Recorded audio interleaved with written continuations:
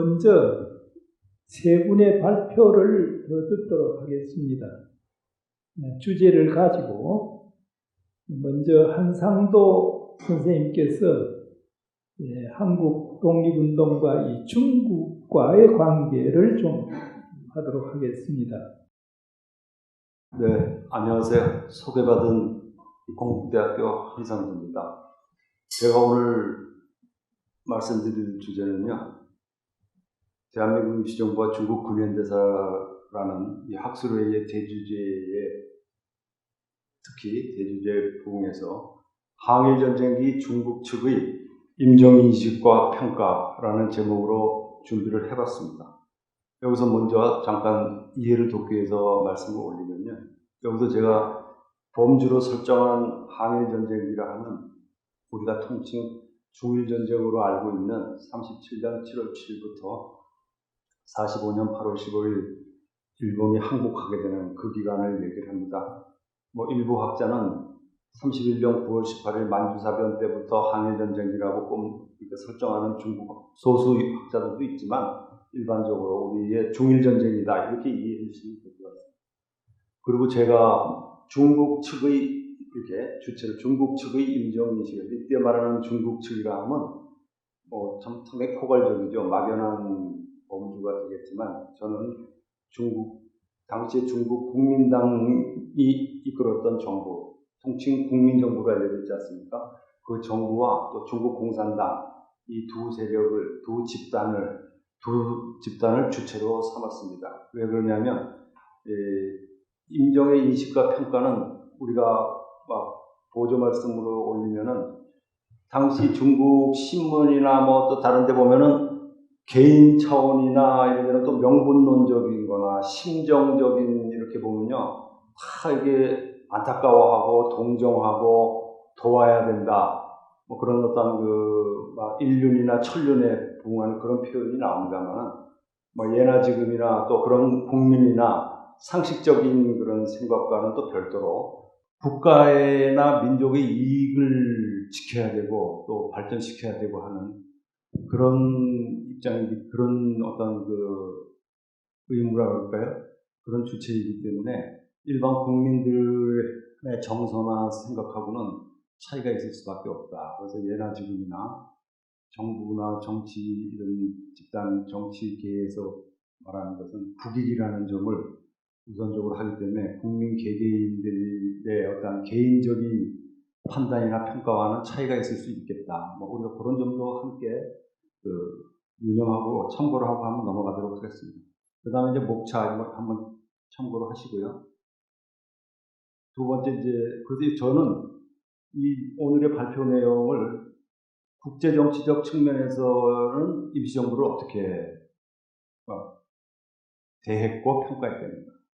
그 다음에 또 좀 더 구체적인 모습으로는 특히 중국이 항일전쟁기에 가서는 임시정부를 좀 더 구체적인 어떤 의도로서 항일전쟁의 파트너로서, 즉 임정을 중심으로 해서 한인 독립운동 세력들의 항일 역량을 중국 항일전쟁의 승리를 위한 어떤 그런 자산으로 활용하려고 했다. 그런 부분을 제가 한번 말씀을 올리고자 하고요.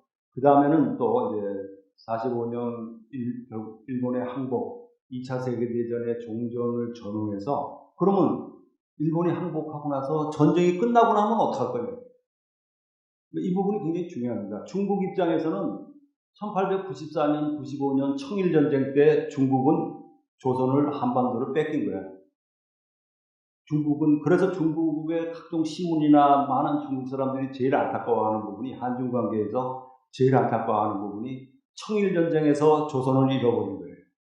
우리 한국사회 입장에서는 청일전쟁을 계기로 해서 그 전까지는 중국과 어떤 중화체제, 사대주의 그런 체제에서 중국의 영향력 하에 있다가 그 다음에 청일전쟁에서 일본이 이김으로 인해서 우리는 원하지 않았지만 더 질곡으로 빠뜨려졌지만 우리는 일본의 영향력, 그래서 그게 갑오개혁이고 아주 슬픈 일로서 결국은 국권을 상실하게 되는 그런 어떤 비참한 근대사의 어떤 수렁으로 빠지지 않습니까?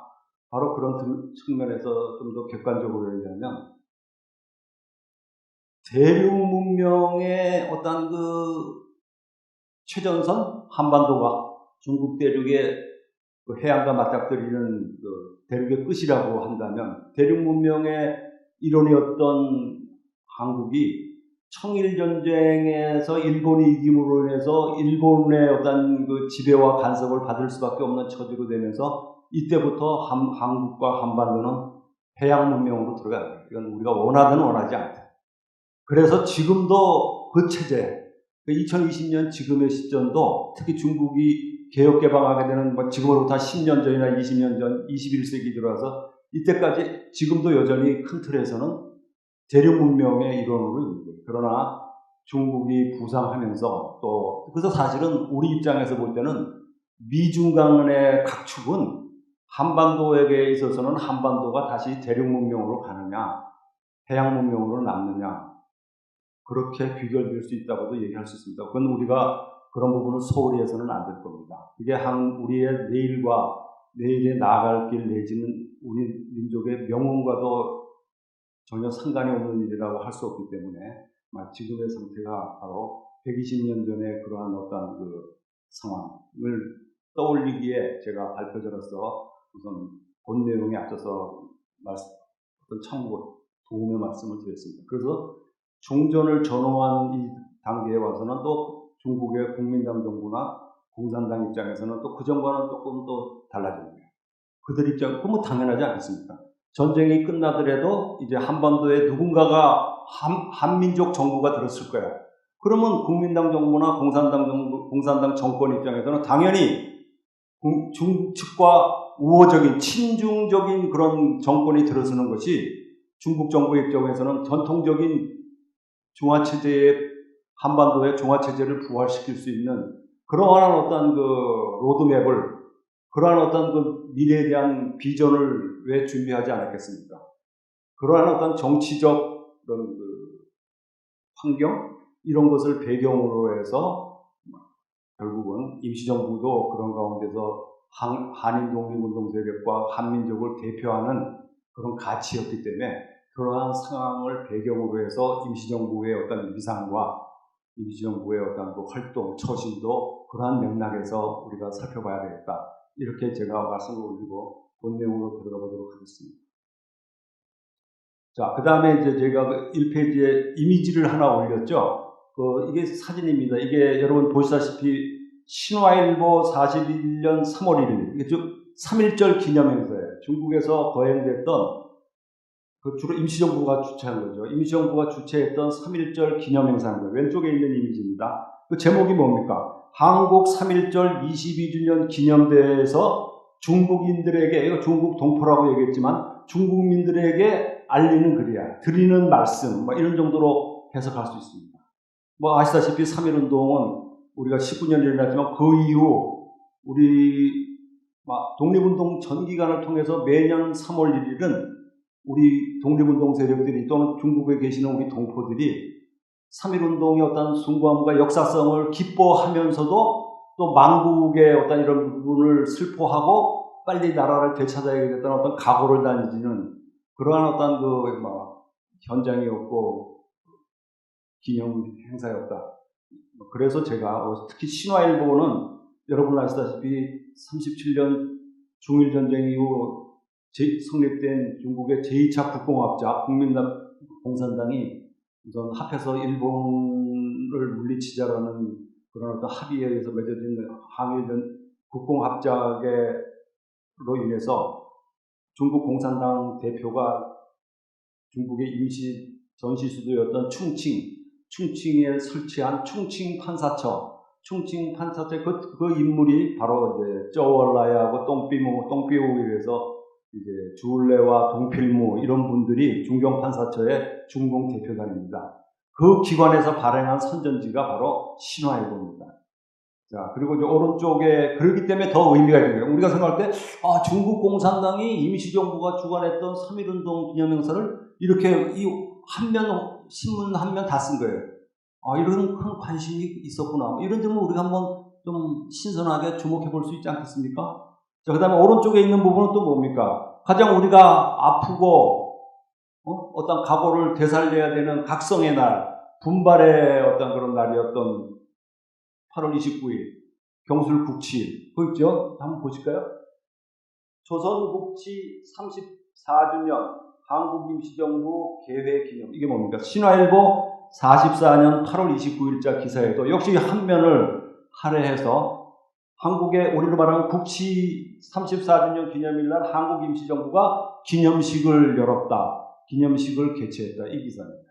이게 중국 공산당 중앙기관지는 해방일보가 있지만 그거에 필적하는 어떤 그 신화일보의 이 정도로 게재될 만큼 중국 공산당도 임시정부에 대해서 큰 관심을 갖고 있었다.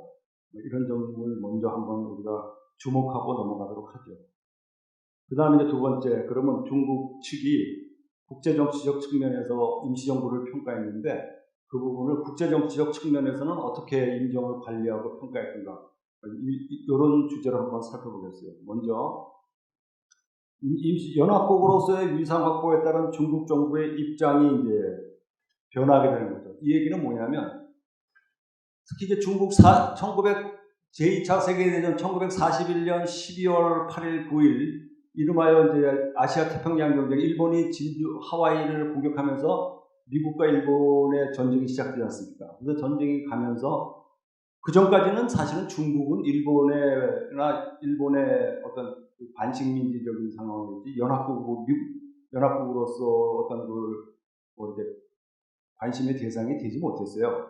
그러나 이제 미국이 일본과의 전쟁이 개전되니까 미국 입장에서는 이제 연합국을 출범하고 우리가 미국, 소련, 영국, 프랑스 이렇게 출범하면서 이제 중국을 주목하는 거예요.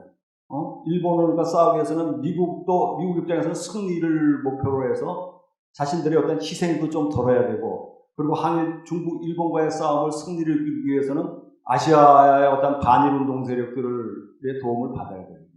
그 가운데도 보면 아시아의 반일운동 세력에 미국을 지원할 수 있는 동맹의 대상은 단연 중국이 최우선이지 않겠습니까? 이래서 중국이 연합국의 일원이 되는 겁니다. 이렇게 연합국의 일원이 되고 나니까 이제 중국의 어깨에 힘이 들어가는 거예요. 그래서 그 전까지는 똑같은 피압방 민족이었어요. 그들이 내걸었던 동아시아 강민족 반파시스트 어떤 그 동아시아 체제의 일원이었는데 이제 중국이 연합국의 일원이 되면서 이제 뭔가 입장이 좀 아까 제가 앞에서 드렸습니다만 좀 편한 뜻으로 여러분 이해해 주시기 바랍니다. 좀 어깨에 힘이 들어가요.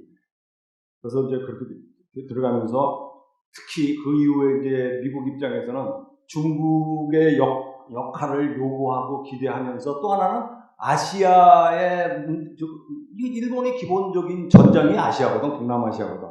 이 부분에 있어서 이제 중국의 역할을 강조하면서 그만큼 뭡니까 반대급부로 중국에 대한 어떠한 그 배려 이런 부분도 그만큼 기브 앤 테이크죠. 그만큼 주게 되면서 중국의 위상이 강화되는 그런 상황을 우리가 주목을 해야 될 거다. 이런 뜻입니다. 그 다음에 이제 두 번째, 이렇게 이제 중국의 어깨에 힘이 좀 들어가게 되니까 중국이 뭡니까? 그런 측면을 배경으로 해서 전통적인 중화의식에 입각해서 한민족을 범중화민족의 범위로 이렇게 포괄 내지는 수용하고자 하는 그런 어떤 기미, 공식적으로 표방하고 이런 건 없어요. 그러나 이제 이런 부분을 이제 우리가 행간의 뜻을 잘 읽고, 각종 어떤 비밀문서 이런 부분을 보고 이제 연구자 나름대로 이제 제가 이렇게 이런 얘기를 한번 말씀을 올리는 거죠.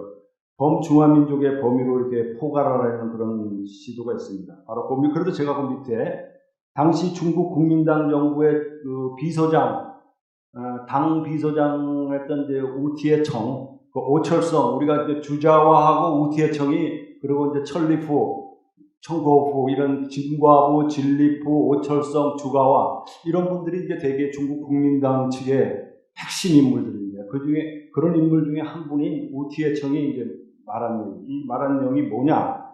그 내용 중에 하나 주목해 볼까요? 제 아래쪽에 한번 보시죠. 중한 두 민족은 한 개 민족에서 갈라져 나온 두 개 민족과 유사하다고 말할 수 있다. 이건 국제적 우위나 외교적 수사라고도 그렇게 받아들일 수도 있어요. 그러나 당시의 상황이나 전통적인 한중 관계로 봐서는 꼭 그렇게만 외교적 수사로 받아들이기는 너무 순진한 거예요. 그래서 이제 그리고 이 내용이 요 우티해청이 이날만 한 수사가 아니라 일관되게 그 당시 이제 주로 뭐 우리가 알다시피 임정이나 저 김구 선생이나 김원봉 선생을 어떤 그 메신저로 해서 한인 독립운동을 지원하는데 그런 과정의 연장선상에서 나온 그런 핵심 인물이었기 때문에 즉 한인 독립운동 세력을 지원한다. 또 중국 입장에서는 관리하는 게 우리 입장에서는 지원으로 볼 수 있지만 중국 입장에서는 관리하는 거죠. 그런 책임자의 입에서 나온 얘기이기 때문에 어떤 외교적 수사와 우호적 국제연대의 그런 그 수사의 그런 측면도 있지만 또 이런 측면으로도 제가 받아들이는 부분은 또 우리가 이런 부분도 좀 더 행간의 뜻으로서 조금 소홀히 넘어가서는 안 되지 않겠느냐 막 그런 뜻입니다. 그래서 이런 대목이 결국은 중국이 범중화 민족 이 얘기는 결국은 중화 체제의 뭐 중화와 소중화, 조선 중화 이런 식으로 어떤 동일 체계 내에서의 역할 분담 그리고 하부 구조 뭐 이런 거를 염두에 두고 또 그런 방향으로서 되어오지 않았을까 막 그런 뜻에서 말씀드리죠. 그 다음에 또 하나는 이제 이러한 저의 생각을 뒷받침하는 것이 당시 중국 사회가 우리 임시정부를 호칭할 때 불렀던 호칭들이에요. 뭐 어떤 호칭이 나오냐면요. 이건 중국 신문에 나오는 호칭이에요. 어떤 나오냐면 고려 임시정부, 고려민국 임시정부, 조선 임시정부, 한국 임시정부, 대한민국 임시정부, 한국공화국 임시정부, 상해 임시정부, 상해 조선독립단 임시정부, 고려민국 임시정부, 고려대한민국, 고려공화국 뭐 이렇게 조선, 한국, 고려 이런 말을 쭉 써요. 근데 여러분 어떠세요? 우리가 이름을 붙이고 이름을 부른다는 거는 내가 그 사람을 어떻게 평가하느냐가 그 사람의 어떤 정체성이나 그 사람에 대한 어떤 인식 이런 부분이 그 호칭에 들어가 있는 거예요. 그럼 이게 왜 세 가지의 어떤 각종 뉘앙스가 제가 과민한 탓인지는 모르겠습니다만은 뉘앙스의 차이가 있다는 거지.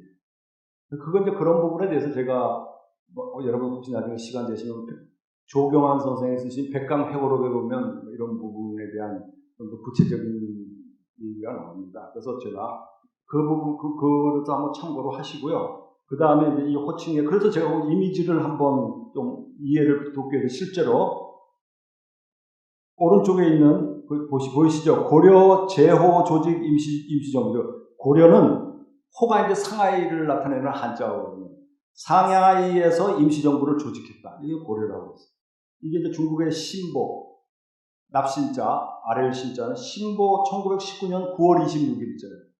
요 9월 26일이면 임시정부가 상하이, 한성, 블라디보스토크 대한국민의회 이렇게 이제 통합해갖고 상하이 임시정부로 이렇게 통합되는 그 시기에 고려라고 했어요. 그 다음에 이제 또 가운데 부분을 보면 조선 임시정부지 선포문. 그러니까 조선 임시정부에서 어떤 성명을 발표한 내용을 이제 쓰면서 조선 임시정부, 조선이라는 말을 썼습니다. 요거는 장사 대공보. 여러분 대공보는 뭐 충칭에서도 발간되고 장사도 되고 광저우도 되고 현진에 여러 군데서 발간치로 친국민당 정부, 국민당의 어떤 선전기관지 역할을 한 친중국 정부적인 그런 논조를 유지한 신문이다. 이렇게 이해하시면 되겠는데 거기는 이제 조선이라고 했습니다. 그 다음에 이제 맨 왼쪽에 있는 거 보면은 아까 그 다음에 한인 설립 임시정부지 외신이 있어요. 한국인이 설립한 임시정부에 대한 외신, 외국의 어떤 언론기관들은 외국 언론기관의 보도를 전제해서 옵니다. 여기서는 이것도 한인이 설립됐어요. 요게 바로 요 마지막 기사가 요게 1919년 4월 10일이에요. 그러니까 임정 수립일 그날 중국의 신보라는 그 신문에 실린 기사이기 때문에 좀 더 의미가 있을 것 같아서 그래서 제가 이렇게 이미지를 올린 것은 이렇게 다양한 명칭을 사용했는데 그 명칭이 갖고 있는 명칭 속에 어떤 함축되어 있는 그런 의미, 이 부분은 우리가 눈여겨봐야 될 눈여겨본다기보다는 생각을 좀 할 필요가 있지 않겠나, 그런 뜻에서 제가 얘기합니다. 그 얘기는 나중에 보니까 김광재 선생의 토론문에도 이런 관련 내용이 좀 나오니까요. 가능하면 그때 가서 좀 어떻게 얘기를 하게 되면 하는 거라고 지금은 발표 시간 이런 부분이기 때문에 너무 옆으로 퍼져나가는 거기 때문에 본론으로 다시 돌아오겠습니다. 그 다음 두 번째는 중국 정부가 그런 국제정치적인 그런 관점에서 임시정부를 봤다는 거예요. 임시정부를 생각하고 임시정부를 평가해요. 그 얘기는 뭐냐면요. 중국 측, 기본적으로 이건 뭐 중국만이 아니라 우리나 뭐 미국이나 개인도 마찬가지예요. 결국 나에게 보탬이 될까, 이익이 될까, 그리고 나의 주관, 나의 기준의 입장에서 상대를 보고 세상을 보는 거 아니겠습니까? 뭐 그런 극히 상식적인 얘기에서 임시정부를 바라보는 거는 우리가 볼 적에 우리가 이렇게 간과해서 안 될 부분은 중국 측이 주관적인 중국 측의 편의와 이익의 관점에서 인정을 받다. 그래서 기본적으로 중국 정부의 입장에서는 임정을요, 국내외 한인을 대표하는 정부로 간주를 했어요. 공식적으로 우리가 알기로는 승인받은 적은 없어요. 승인은 못했지만, 그래도 공식적인 그런 한인을, 국내외 한인, 공식적이진 않지만 국내외 한인을 대표하는 정부로서 간주했다는 거예요. 발표한 적은 없어요. 간주했다. 뭐 인정하거나 그러지는 않아요. 그러나 간주했다 이런 표현으로 제가 대신 말을 하겠습니다. 또 표방했다. 뭐 이거를 전제로 해서 임정을 대했다. 이런 정도로 이해해 주시면 됩니다. 바로 이런 점. 그럼 왜 그러면 제가 간주했다, 표방했다 그래요? 이 문제를 한국을 공식적으로 인정하고 하면은 많은 문제가 생깁니다. 초창기에는 일본과의 외교적 갈등이 생기는 부분입니다. 또 일제 말 제2차 세계대전기에 가면은 임정을 인정해버리면은 우리가 잘 알다시피 미국이나 소련이나 연합국들의 어떤 그 전후 처리 문제나 일본과의 관리 이런 부분 때문에 인정을 승인할 수 없었던 그 부분은 이미 우리가 다른 부분 백영환 선생이나 이런 분들에 대해서 많은 얘기가 되어 있으니까 제가 다시 얘기하지는 않겠습니다. 자, 그 다음에 또 하나는 이제 제가 좀 말씀드리자면 이런 중국이 국익이나 이런 관점에서 국제정치적 관점에서 임시정부를 봤다. 이 얘기에서 조금 더 이제 나아가서 저는 중국 정부가 임정을 이런 앞에 말씀드린 그런 입장을 통해서 궁극적으로 중국 정부의 영향력 하에 두고자 했던 의도를 우리가 한번 상정해 볼 수 있겠다. 어떻게 보면 당연한 얘기하지 않겠습니까? 거기 중국에서 중국 정부가 지원해주고 하는데 당연히 반대급부랄까 또는 중국의 국익에 보탬이 되는 임정으로부터 그걸 기대를 갖게 되는 건 당연한 얘기죠. 그런 기대감 없이 어떻게 자선사업하는 것도 아니고 우리가 그렇게 국제관계를 거꾸로 자선사업하듯이 도와주고 하는 거는 또 그 정치가 입장에서는 썩 잘하는 정치는 아니에요. 국제관계라는 게 그건 개인들 간의 어떤 우호관계와는 별개의 국익이죠, 국익. 그리고 국제사회에서의 자국의 이익이나 어떤 입장, 이런 부분을 염두에 둬야 되는 것이 국가나 정부의 어떤 유념해야 될 그런 자세가 아닌가. 이런 데서 중국 정부의 영향력 하에 두려고 했다. 이런 부분도 한번 볼까요? 왜 제가 그런 말씀을 드리냐면 그런 부분과 관련되는 어떤 한 사실, 팩트를 하나 말씀 올릴게요. 1942년 4월에 당시 중국의 외교부장이었던 송자문이가 루즈벨트 미 대통령에게 이제 이렇게 메모랜덤을 문서를 보냈는데 거기 뭐라고 하면 그 내용 중에 적절한 시기에 종전 후 한국을 독립시킨다는 점을 천명하겠다 이렇게 얘기를 합니다. 중국은. 하지만 중국 정부는 그 당시 앞뒤의 어떤 그 기록을 보면 실제로는 한인 독립운동 세력의 분열상만 부각시킨 채 끝내 인정 승인 문제를 이렇게 적극적으로 공식화한 적은 없어요. 이렇게 해놓고 띄워놓고 결국은 한국을 대변해서 열강들이나 강대국을 대상으로 해서 좀 이렇게 나름대로 결과적으로 우리 임시정부를 지원하는 활동 그렇게 우리가 서류상으로나 우리가 지금 개설적으로는 그렇게 알고 있지만 그것 좀 제가 보기에는 그런 부분은 그렇게밖에 할 수가 없겠죠. 표방은.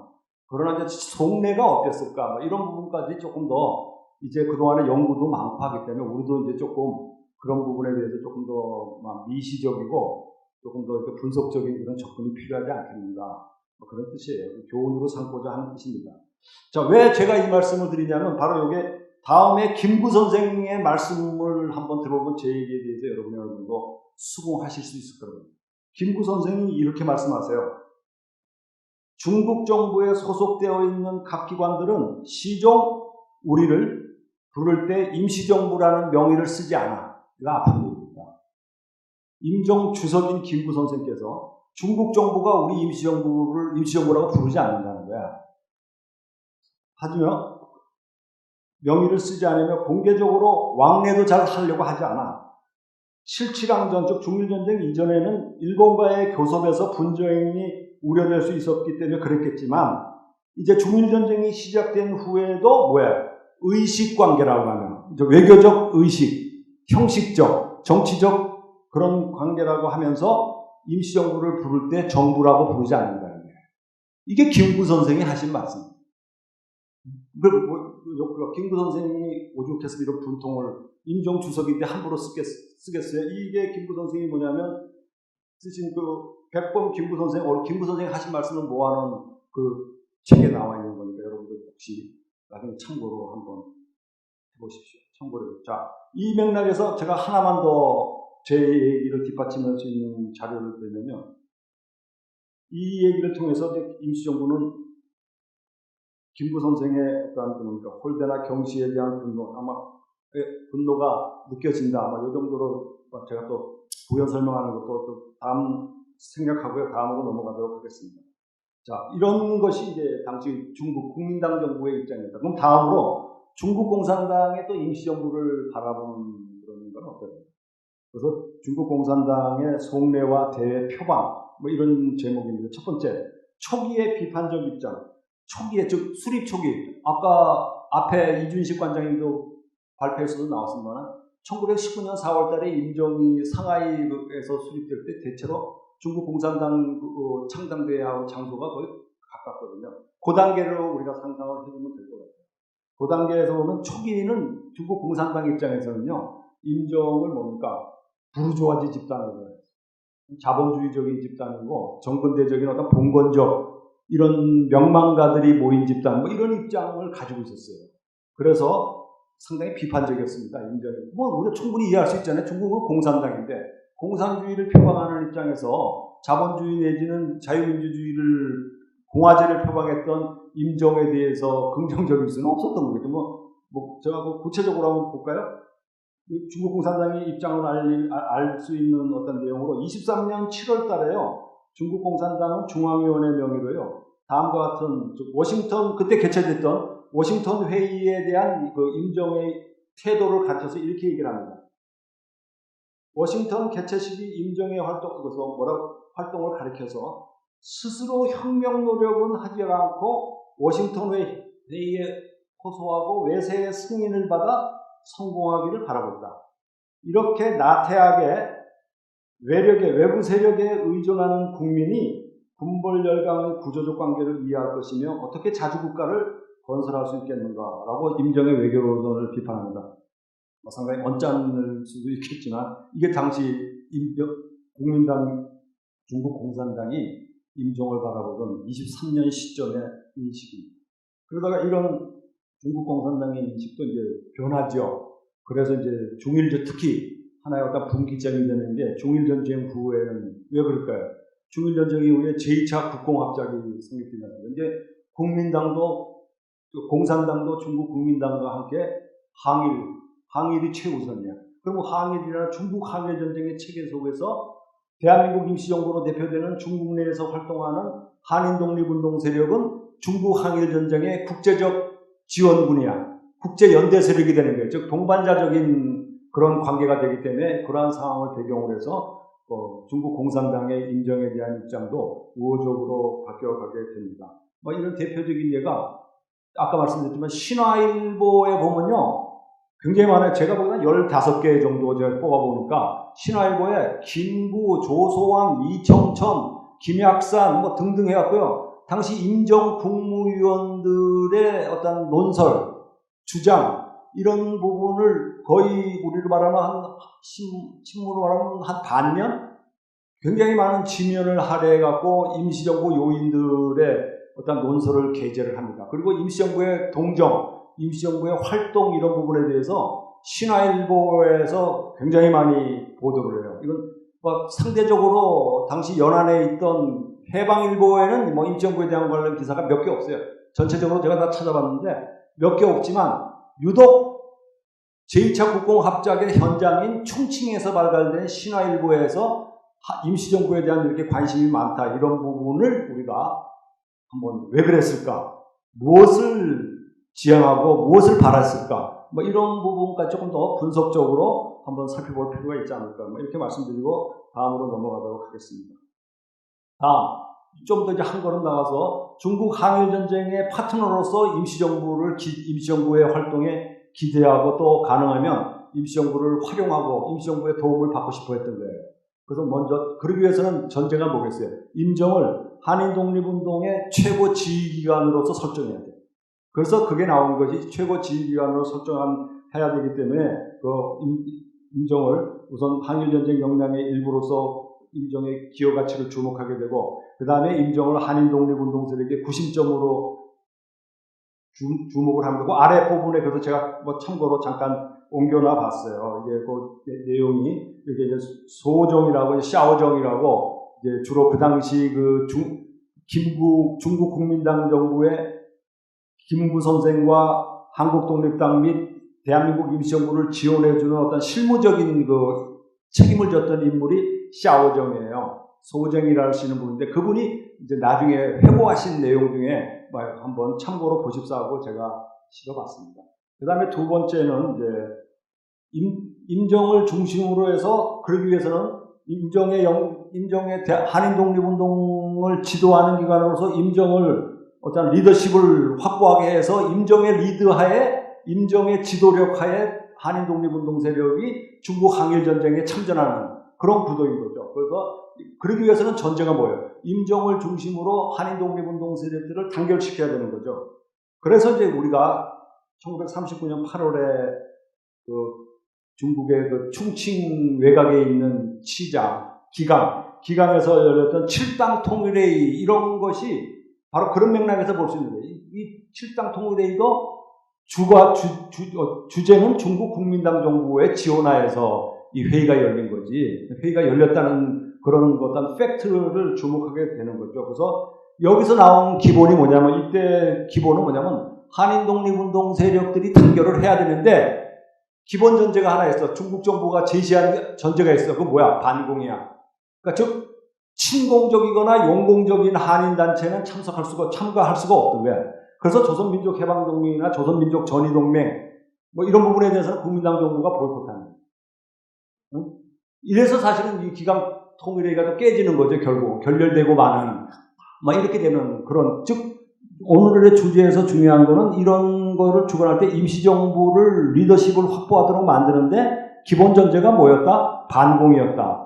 뭐 이렇게 되니까 독립운동 세력 내에서는 편가르기가 돼버리잖아요. 결과적으로. 그러니 우리 독립운동사 입장에서는 완전한 단결과 완전한 통일이 이루어지기가 불가능한 거죠. 뭐 그렇게 좀 생각해 주시면 돼요.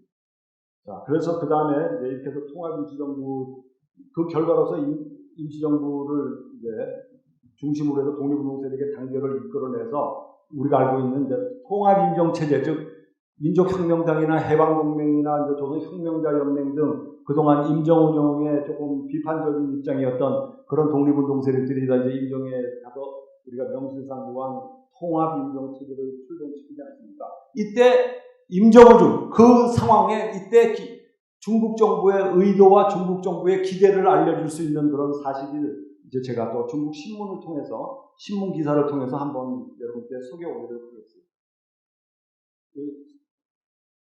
당시 중국 정부의 어떤 임정과의 관계의 업무에 종사하던 그 실무자가 장제스 위원장에게 올린 이제 보고서예요. 비밀문서에 이런 대목이 있습니다.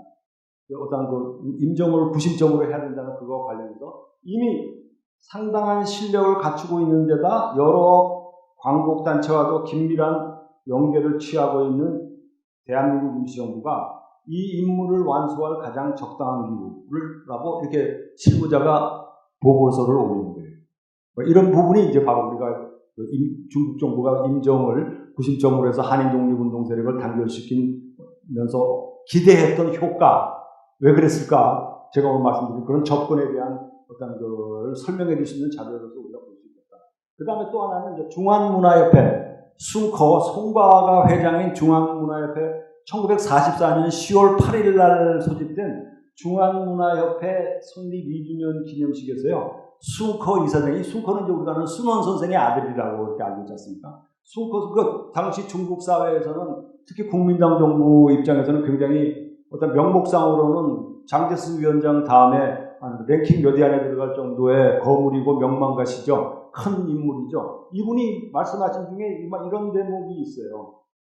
장차 세계대전이 동맹국의 승리로 이제 끝나게 되면 한국은 반드시 독립국의 지위를 회복할 수 있게 될 것이다. 세계 각국은 속히 한국 임시정부를 승인하여 대일작전 역량을 강화시키도록 하고 무장한 한국 인민이 중국의 반공에 동참할 수 있도록 기회를 제공해야 된다. 우리는 주로 이런 대목을 임정 승인과 관련해서 앞대목만 주목을 했는데, 즉 세계 각국은 속히 한국 임시정부를 승인하여 이 대목을 해서 중국 정부가 우리 임정의 승인을 위해서 굉장히 노력해준 고마움, 이렇게만 그 부분에 한정했는데 사실 그 다음 대목이 제 눈에는 그 다음 대목이 띄었기 때문에 한번 보세요. 같이 관심을 이렇게 해서 한국을 독립시켜서 무장한 한국 인민이 중국의 반공에 이거 안 해요. 선안내 후 양회식으로 중국은 이미 숭커 입장에서는 2차 세계대전이 끝나면 분명히 중국 국민당 정부 입장에서는 중국 공산당과 일전을 겨룰 수밖에 없다는 그런 어떤 좋지 않지만 전망을 갖고 있었다는 거예요. 은연중에 비치고요. 그런 일이 벌어졌을 때 중국의 반공에 동참할 수 있도록 기회를 제공해야 된다. 이 얘기는 뭐냐? 나중에 그 후 얘기지만 만약에 국민당 우리가 흔히 아는 국공내전, 중국에서는 해방전쟁이라고 그러죠. 요 숭커의 말을 빌리면은 해방전쟁이 벌어지면 공산당 토벌이 벌어질 때 임정을 공산당 토벌전에 동원할 수도 있겠다. 동원했으면 좋겠다 하는 그런 기대감을 갖고 있었다는 거예요. 그렇지 않습니까? 바로 요것도 바로 중앙문화협회 아까 성립 2주년 공개 행사예요. 공개 행사에서 당시에 국민당 정부의 비중이 높은 숭커가 한 말이기 때문에 우리가 이렇게 소원이 넘어가서 공개적으로 할 말이기 때문에 소원이 넘어가서 좀 주목해야 되지 않겠나? 이런 것이 제 생각입니다. 자, 그러다 보니 이제 구체적으로 중국 정부 입장에서는 그 구체적인 매뉴얼이겠죠. 광복군의 지휘권을 장악할 수밖에 없는 거예요. 그리고 동원하기 위해서는 뭔가 한인의 무장 역량은 광복군인데, 그래서 광복군을 장악하라는 의도에는 이런 어떤 정치적 그런 기대가 있었다. 그래서 보면 뭐라고 했냐면 여기에 대해서도 한번 볼까요? 중국의 국민정부의 관련 외교 비밀 문서에 뭐라고 했냐면 중국 정부는 한국 광복군이 독자적인 항일전투를 수행하도록 허가하는 것이 아니라 중국의 항일전쟁에 참가토록 한다.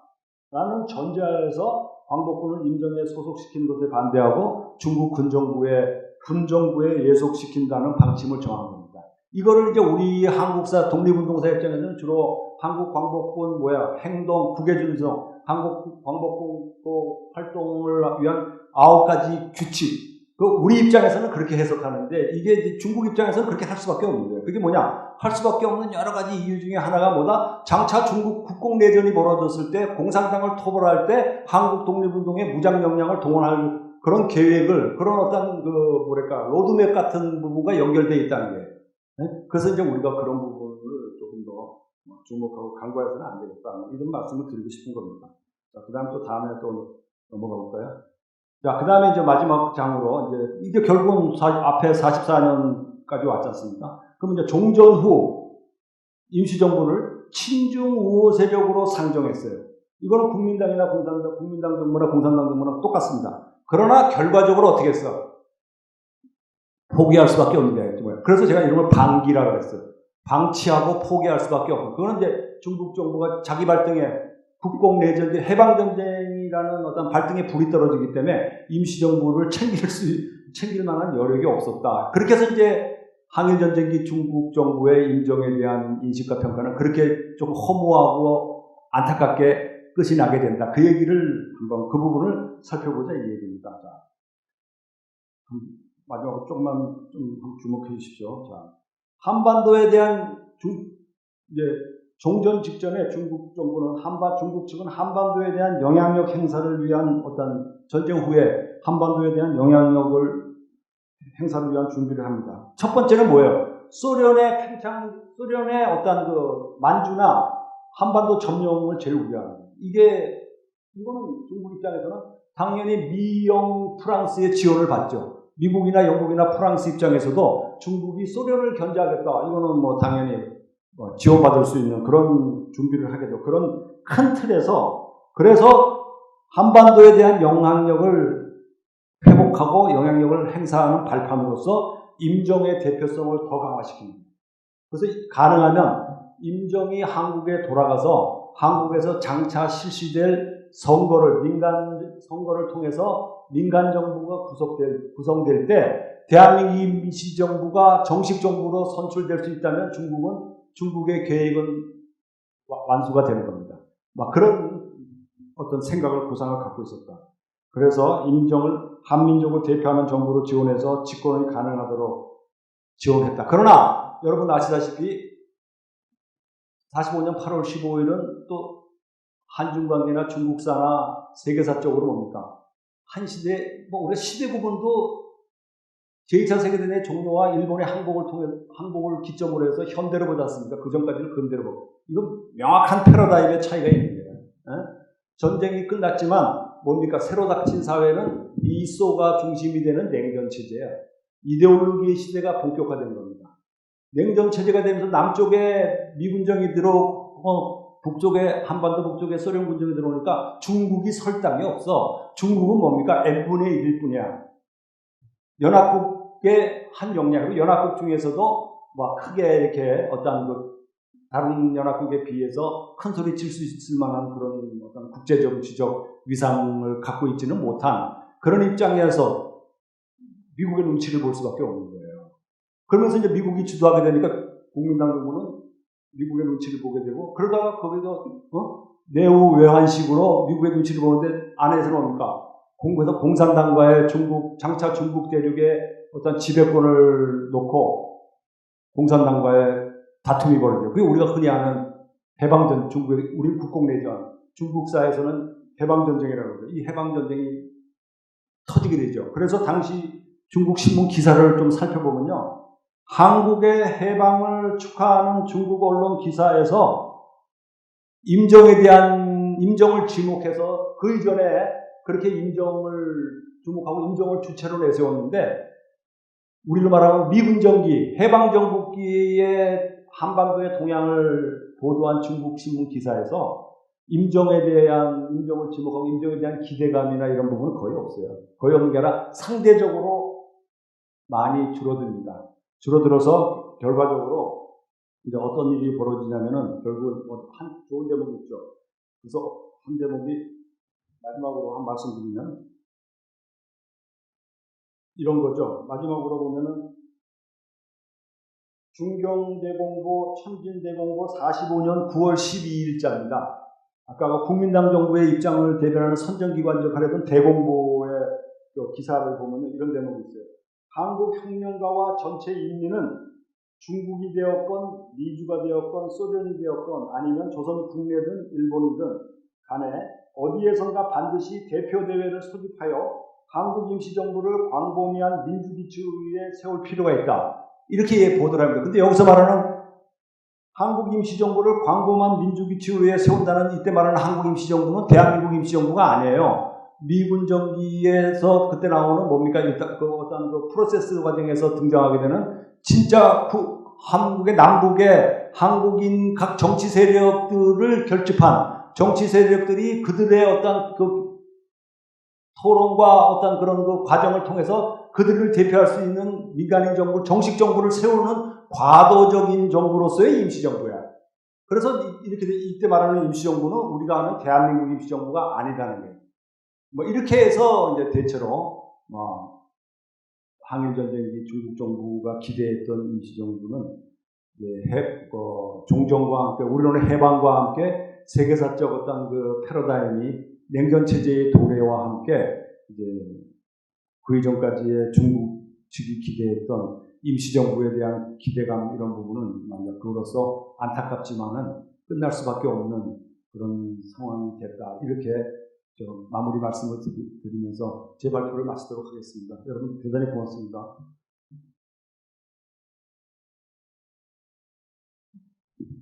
대독하겠습니다. 먼저 한성도 교수님의 대한민국 임시정부와 중국 근현대사, 항일전쟁기 중국 측의 인정인식과 평가라는 흥미로운 발표문을 통해 많이 배웠다는 말씀을 드립니다. 다양한 측면에서 분석하였습니다. 이러한 입체적인 연구는 평면적인 연구가 많았던 독립운동사 학계에 신선한 자극을 줄 것으로 기대됩니다.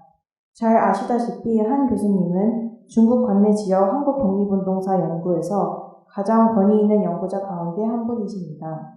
중국 관내 지역에서 활동한 김원봉과 의열단 계열의 독립운동에 대한 연구를 통해 학계에 많은 기여를 하셨습니다. 근래는 한국 독립운동에 대한 중국 측의 인식에 대한 연구를 통해 독립운동사 연구를 심화하고 확장시키고 계십니다. 토론자는 대학원 때부터 교수님의 이러한 연구들을 통독하면서 공부를 해왔습니다. 이번에도 교수님의 발표문을 통해 적지 않은 공부가 되었습니다.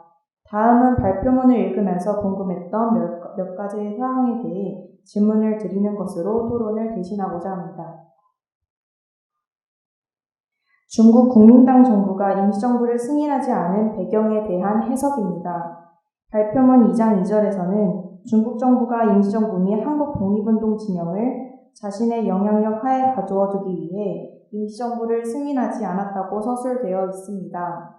자국 영토 내에서 활발하면서 밀접한 관계를 형성했던 임시정부를 승인하는 것이 당장의 대일전을 수행하거나 일제 폐망 후 한반도에 들어간 임시정부를 기반으로 친중 정부를 수립해 함으로써 한반도에 대한 영향력을 확대하는 데 더 도움이 되었을 것입니다. 중국의 전후 한반도에 대한 영향력 확보는 중국 정부 입장에서는 임시정부를 승인하든 승인하지 않든 간에 변함없는 전략적 목표였습니다. 1940년대 전반기 중국 정부는 당장의 항일 전쟁을 위해서 장기적으로는 전후 한반도에 친중 정부를 세우기 위해서라도 임시정부 승인을 진지하게 검토하였습니다. 하지만 중국은 끝내 임시정부를 승인하지 않았습니다. 거기에는 미국 정부의 견제가 있었습니다. 대일전에서 크게 의존하고 있던 미국의 눈치를 보지 않을 수 없었던 것이 중국의 처지였습니다. 제2차 세계대전 동안 미국 정부는 각국의 저항단체 가운데 어느 하나를 배타적으로 승인하지 않는다는 방침을 정해놓고 있었습니다. 그래서 미국 정부는 임시정부를 승인하지 않았습니다.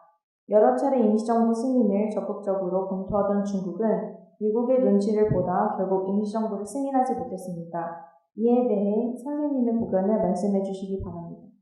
간략하게 우리가 알려져 있고 겉으로 드러난 사실은 김광재 선생님께서 지적해 주신 바에 의하면 중국은 우리가 이해하기에는 중국 정부는 우리 이 정부를 승인하고 싶어 했는데 힘이 딸리 그 당시 역학관계로 봐서는 영향이 아니라 미국의 입장이 워낙 완고하니까 미국의 입장을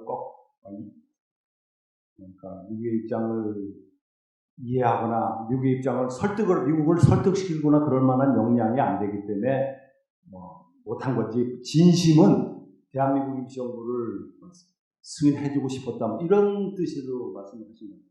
근데 저는 국제관계에서 과연 그런 부분이 우리가 받아들이는 게 저는 그렇게 생각하지 않습니다. 다른 영국 외교문서 이런 부분을 보면요. 물론 지금 말씀하신 그 부분이 우리 개설이에요. 개설이고 맞습니다.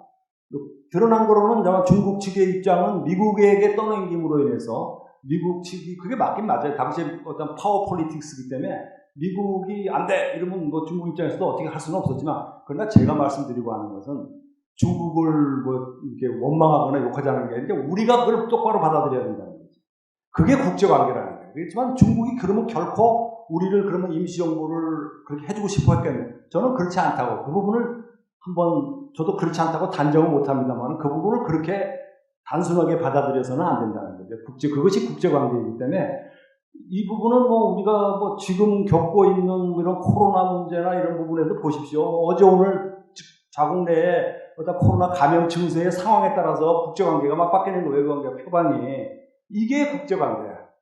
이런 부분을 뭐 제가 좀 예를 들은 것이 좀 시기적으로 이러기 때문에 좀 문득 생각이 나서 말씀드리는데, 그런 면에서 다른 특히 같은 사건이라도 영국이나 또 제3자적인 당시에 다른 나라들의 외교 문서나 입장 이런 거를 종합해서 한번 생각해 보면 제가 보기에는 물론 사실은 분명해요. 미국에게 책임을 돌릴 수도 있어요. 미국이 안 했기 때문에 우리 중국도 그때는 뭐 어떻게 할 수 없었기 때문에 못했다. 뭐 이렇게 해서 어느 정도 생각하지만 그냥 제 말은 그 말이 틀리다는 얘기가 아니라 우리는 꼭 그걸 그렇게만 받아들여서는 안 된다는 얘기.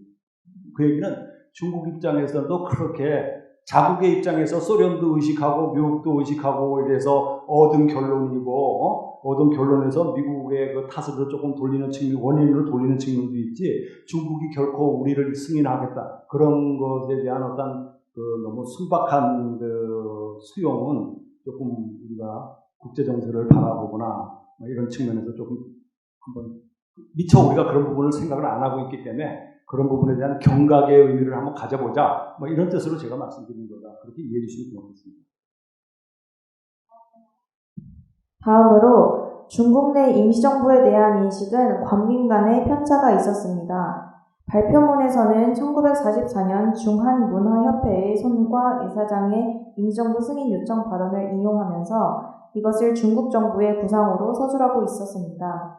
아시다시피 1942년 중경에서 설립된 중한문화협회는 민간옹호 단체였습니다. 한중 인사들의 교류를 통해 한중의 우호와 유대를 증진시키는 한편 한국 독립운동을 지원하기 위한 여러 활동을 전개하였습니다. 중국 정부에 대해 임시정부를 승인하도록 촉구했습니다. 하지만 중한문화협회는 정부 기구가 아닌 민간단체였기 때문에 협회의 호소가 정부의 정책으로 반영되는 데는 한계가 있었습니다. 또한 발표문에 보이는 국민참정회도 마찬가지로 정부기관이 아닌 실권이 없는 자문기구입니다. 이러한 국민참정회의 임시정부 승인 요청을 중국 정부의 공식적인 의견과는 구별해야 하리라 생각합니다. 아까 앞에서 말씀드렸다시피 다 같이 통하는 얘기예요. 그러나 제가 이런 표현을 한 거는 중한문화협회가 탄생하게 되고 중한문화협회가 갖는 의미가 뭐냐면 당시 중국 정부에서는 2차 세계대전 뒤에 국민당 정부에서는 중소문화협회, 중월문화협회, 뭐 중미, 중불문화협회, 중국과 각국의 그 중에 하나가 중한문화협회. 그래서 그거를 아우르는 제일 위에 있는 게 동방문화협회. 근데 그 부분에 대해서 우리 독립운동사에서 크게 인식을 못하고 있는데 동방문화협회가 중심 센터적인 역할을 하고 그때 중국 공산당에서는 동방강민족 반파시즘 동맹이에요. 이게 뭐냐면 전쟁 과정에서도 국민당 정부와 공산당 정권이 각기 자신을 중심으로 한 종전후를 대비한 동아시아 민족 내지는 국제관계의 어떤 그 국제연대의 기구를 만드는 거예요. 그런 어떤 그 기구를 만든 것 중에 하나가 동방문화협회 밑에 중월문화협회, 중미, 중일, 뭐 중국도 면전, 버마 뭐 이런 여러 가지 그 단체가 많았어요. 그 중에 하나가 중한문화협회예요. 그렇기 때문에 중한문화협회에서 어떻게 표방하는 이런 외교적 수사의 부분은 중국 정부가 얘기하는 것보다 좀 더 듣기는 좋지. 외교적 수사하고 또 자유롭게 얘기할 수 있어요. 그러나 이게 국민당 정부의 입장을 이렇게 기본적으로는 국민당 정부의 입장을 지원하고 또 추종하면서 뭔가 어떤 중국 사회에 대한 메시지 이런 거를 중국 정부에 대신해서 또는 중국 사회나 우리 독립운동 진영에 대신해서 이렇게 중국 정부의 입장이나 이익을 대신하는 그런 성격에서 이렇게 주장을 했기 때문에 그런 점을 좀 감안해서 여기서 말하는 중한문화협회 김광 선생님이 말씀하신 중한문화협회 임시정부 승인 주장을 중국 정부의 구상으로 서술했다고 하는데 뭐 이거는 크게 뭐 문제가 될 것 같지는 않아요. 우리가 대변했다고 그걸 조금 이렇게 부연하거나 지원하는 그런 측면에서 뭐 역할 분담이랄까 뭐 이렇게 해서 또 그게 다 관변에 있는 단체나 그 기구가 그 존재 가치가 그런 거죠. 이것도 중화문화협회도 단순한 한중 친선만은 아니에요. 외교 활동이에요. 민간 외교, 반민관 반관변 외교 활동인데 그런 성격을 그리고 앞에 말씀드렸던 동방문화협회라고 하는 어떤 전후의 동아시아의 중국 중심의 국제 질서를 재건하려는 그런 어떤 전단계로서 중앙문화협회가 역할을 했다는 것을 생각하면 크게 뭐 이렇게 뭐 모순이 있다고 생각하지 않습니다. 그건 좀 더 공부해서 김광석 선생님한테 한번 여쭤보도록 하겠습니다. 이상으로 마치도록 하겠습니다. 또. 마지막으로 나라 호칭에 관한 질문입니다. 발표문에서는 중국이 개혁개방 이후 한국 한반도라는 호칭을 사용하는 경향이 대세를 이루다가 이후 조선반도라는 호칭을 더 많이 사용하였는데 그 이유를 중화민족의 자존감이 고개를 들고 있기 때문이라고 되어 있습니다. 사실 개혁개방 이후 중국은 그동안의 관성 때문에 여전히 조선반도라는 호칭을 사용하다가 한국을 의식해서 한반도 호칭도 사용했습니다. 그래도 중국 뉴스에는 한반도보다는 조선반도라는 호칭이 더 많이 들리지 않았나 생각됩니다. 관습적으로 사용되었던 조선반도 호칭이 더 많이 사용되었던 것입니다. 개혁개방 이전은 물론이고 개혁개방 이후에도 여전히 중국은 조선반도라는 호칭을 많이 사용하고 있는데 그렇다고 해서 이것을 북한을 멸시하는 것으로 생각하지 않은 것 같습니다. 그러므로 중국이 사용하는 조선반도라는 호칭을 중화주의와 연결하는 것은 다소 애매한 것이 아닌가 합니다. 아까 말씀드렸죠. 호칭을 할 때 조선, 고려, 한국 우리가 누구를 부를 때도 별명도 부르고 별명도 여러 가지가 있죠. 우리도 주변 국가 부를 때 북호를 부를 때도 있고 또 다르게 부를 때도 있지 않습니까? 바로 그런 명칭이 왜 생겨났겠냐는. 그래서 사실은 좀 중국 말에는요.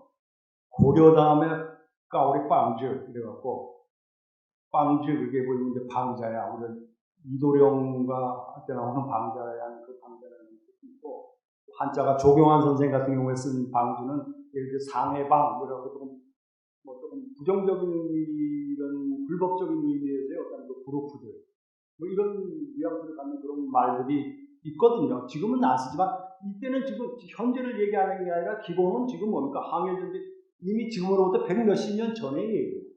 그리고 앞에 말씀드렸지만 중국 언론에서 제가 아까 발표 중에 말씀드렸지만 그런 고려, 조선 뭐 이렇게 쭉 거기 나왔잖아요. 제가 만드는 가공이 아니지 않습니까? 이 당시에 그렇게 호칭을 했지 않습니까? 그래서 그 시기에 살았던 조경환 선생님이 백강해보록에 그런 대목이 써있단 말이에요. 제가 지금 말씀드리고자 하는 그런 거를 통해서 저는 조경환 선생님께서 이게 쓰신 걸 보고 임종 국무위원이신데 그분이 그때 가졌던 분석했던 그것이 제가 여기서 그걸 읽거나 하지는 않겠습니다. 그 부분 여러분이 백강해보록에 한번 찾아보십시오. 바로 있습니다. 그런 부분을 우리가 저는 간과해서는 안 된다는 거예요. 국제질서 이런 거서 그런 뜻에서 얘기한 거지 지금 조선이나 한반도 이 부분, 한국의 이 부분은 현재 북한은 조선민주주의인민공화국이기 때문에 조선이라고 부르는 거고 대한민국이기 때문에 한국이라고 부르는 지금의 관점 얘기가 아니에요. 제가 말하는 주된 거는 항해 지금으로부터 120년, 150년 전의 얘기예요. 그렇죠? 그 100년 전의 얘기에 중국 사회에서 있었던 거를 얘기를 하는 거지. 그래서 또 내친 걸음에 한마디만 더 할까요? 제가 뭐 매년 중국을 좀 자주 왔다 갔다 해요. 근데 한중 수교 이후 직후에는 제가 94년에 남경대학에서 공부하고 그러면서 지금까지 제 개인 연구 활동을 중국과 2년이 다는데 뭐 중국 개혁개방 이후에 뭐 어떤 그 단계 그 국가주석 단계에서는 남북한을 이렇게 한반도, 코리안 페닌슐라를 부를 때 한반도라고 말해요. 그리고 우리 한민족을 이걸 통칭해, 남북한의 의미에서가 아니라 통칭할 때 한국이란 말을 많이 썼어요. 그러다가 이제 그 다음에 이제 또 중국의 또 다른 국가, 그 다음에 자리를 하신 국가주석 단계에서는 이게 그때도 조금 더 한 7대3 정도로 한국과 한반도가 조선이나 조선반도입니다. 그러다가 막 이제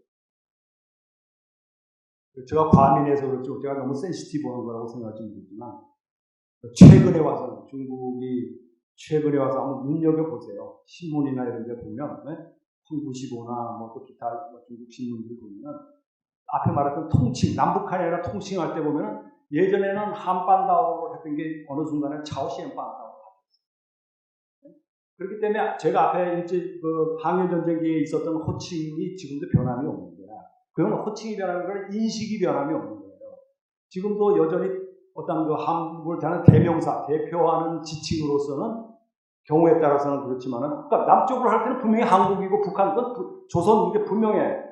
그러나 이제 어떤 이게 통칭해서 우리도 항상 뭐 구분해서 얘기하지는 않아요. 독일하면 동서독 이렇게 하고 있는데 서독동도 꼭 구분해서 얘기하는 건 아니거든요. 그런 뭐 상황에서 한번 이건 제가 개인적으로 그 부분에 대해서 굉장히 의식을 하고 쭉 봐온 결과 10수년 이상 봐오고, 그리고 우리가 중요한 거는 호칭은 인식과 평가의 표현이에요. 매체일 뿐이에요. 그리고 인식과 평가는 상황에 따라서 바뀝니다.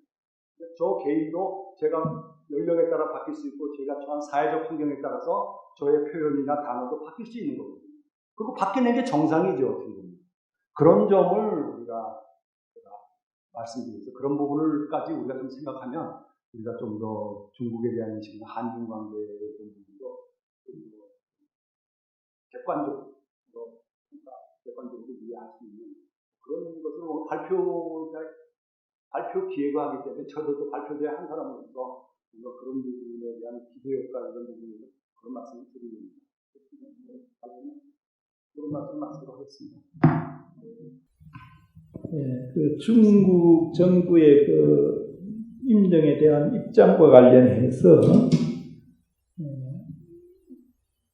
지금 우리 학계까지는 아니더라도 우리 국민들 가운데서는 중국 정부가 임시정부를 인정했다, 이런 인식들이 많이 있거든요. 그 인식이라고 하는 것은 국제관계에서 한 국가로서 인정을 했다, 이런 인식을 하고 있는 사람들이 있습니다. 네, 그런데 오늘 말씀 가운데 이제 분명하게 그걸 좀 얘기를 해 주셨으면 좋겠고요. 그 다음에 그게 그러니까 미국의 그 방해에 의해서 국제적으로 승인을 못했다 하는 얘기 아닙니까? 거기에 대해서 조금 더 확실하게 말씀해 주시면 좋겠고, 그다음 만약에 중국이 임시정부를 하나의 그 정부로서 인정을 하지 않았다면 그것이 오늘 그 김광재 선생님이나 지금 한상도 선생님 말씀은 그 미국의 어떤 압력 내지는 미국이 거부했기 때문에 중국이 할 수 없었다라는 식으로 조금 지금 흐르고 있는 것 같아요. 거기에 대해서 중국 정부 자체가 한국의 임시정부를 정부로서 인정하지 않으려는 어떤 속셈이 원래 있었던 것 아니냐. 예를 들어서 광복군이 성립되고 난 뒤에 국의 중심을 두어가지고 독자적인 그 군대를 못하도록 만들었거든요. 여기서 본다면은 중국 국민당 정부가 대한민국 임시정부를 정부로 인정하지 않은 데에는 미국을 빌미로 해가지고 사실은 자기 속셈을 그대로 드러낸 것이 아닌가 하는 그런 추론을 할 수가 있을 것 같단 말이죠. 거기에 대한 답. 세 번째는 물론 11년 신해혁명 이후에 성립된 정부를 우리가 국민당 정부라고 통칭해서 얘기하는데, 그리고 공산당 정부는 1949년에 세워졌지 않습니까? 그러나 중간에 1919년 이후에는 공산당이 있었으니까 국민당 정부는 그런 입장이라고 한다면 공산당 정부까지는 아직 안 가고 공산당은 대한민국 임시정부에 대해서 어떤 입장을 취하는가, 이런 걸 사회자로서 조금 준비를 해가지고 질문을 드리려고 그랬는데, 혹시 지금 질문을 하실 수 있으면 질문하시고 끝내고 내려가시면 좋겠다는 생각입니다. 선생님, 제가 거꾸로 선생님께서 지적해 주신 부분에 이제 뒤에서부터 조금 말씀드립니다. 공산당은 그래서 저는 정권 이렇게 썼어요. 국민당 정부고, 그래서 굳이 말하는데 공산당 정권이라서 말을 쓰는데, 공산당 입장에서는 아까 제가 발표에서도 우리 발표문에도 있지만 수립 초기에는 임정에 대해서 굉장히 비판적이죠. 비판 정도가 아니라 비난이기 때문에 그건 정부 뭐 인정할 만한 그 건덕지가 없죠. 비판하고 비난을 하는데 뭘 그걸 인정을 하겠습니까? 그러니까 전혀 한 적이 없고, 그리고 끝까지 공식적으로 국가 대 국가, 그러니까 우리가 인정한다는 얘기는 국가 대 국가 간의 정치적이고 외교적인 거지, 거기에 있는 어떤 개인이나 이런 심정적인 승인 이런 부분은 우리가 좀 분리해서, 그래서 제가 아까도 말씀드렸지만 이런 국가 간의 문제하고 개인 간의 그런 한중 연대와 우호하고는 구분해서 그걸 전제로 해서 봐야 된다는 이런 말씀을 올렸는데요. 그래서 중국 공산당 정권 입장에서는 인정에 대해서 결국은 끝까지 그 공산당 입장에서는 인정에 대해서 뭐 크게 주목하거나 그런 어떤 대상이 없죠. 왜냐하면 말기에 가서도 조선독립동맹이 연합파가 있는데 그 조선독립동맹과 조선의용군이 다 중국 공산당의 어떤 연대 대상으로 공동항일의 연대 대상으로 있기 때문에 임시정부를 이렇게 할 수도 없고, 독립동맹을 봐서라도 그렇게 표방을 할 수도 없고, 또 실제로 임시정부에 대해서는 뭐 크게 그런 그들 공산당 입장에서는 그게 필요성 같은 걸 안 느꼈던 것 같다. 그건 어쩔 수 없을 것 같습니다. 그런 것 같고, 그리고 앞에 말씀하셨던 저는 제가 말씀드리고 했던 거는 이제 그러니까 조금 미국의 탓 이렇게 우리가 봐서 단선적으로 봐야 될 게 아니라 그게 파워 폴리틱스죠. 뭐 그 당시에 2차 세계대전을 승리를 이끄는 게 결국 미국이었고, 그런 입장에서 아까도 말씀드렸지만 당시 뭐 좀 서운하게 좀 표현이 어색합니다만은 중국 입장에서는요, 중국을 연합국의 일원으로서 좀 아시아 피압방 민족, 식민지 민족의 어떤 해방을 대표하고 또 주력할 수 있는 그런 어떤 책임자로서, 왜냐하면 연합국 중에 아시아는 중국밖에 없어요. 결과적으로 중국이 아시아를 대표하는 거예요.